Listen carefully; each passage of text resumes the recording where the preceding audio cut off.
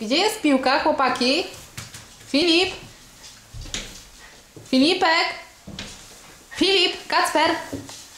Kto ma piłkę? Kto ma piłkę? Filip ma piłkę?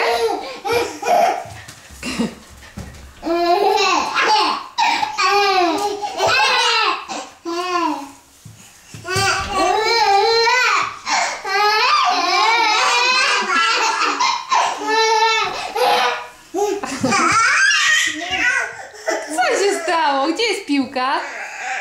Filipek, daj piłkę. Daj nam piłeczkę. Chodź, Filipku. Daj piłkę. Pogramy razem. Co? Uwaga. Mama da piłkę. Zobaczcie. No, kto pierwszy po piłkę? O!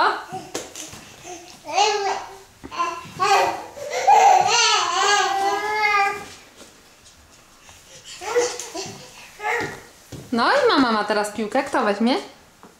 Hop, hop. Kacperek ma piłkę. A Filipek? Cześć, Filip. Zobacz. Hop. Do Filipka teraz. No ale piłkę, że się minął. Ty kamerę tylko zobaczyłeś i już, tak? Idziesz do kamery.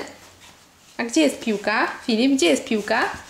Nie, tu jest kamera. A tu Kacperek piłkę gra. A kuku?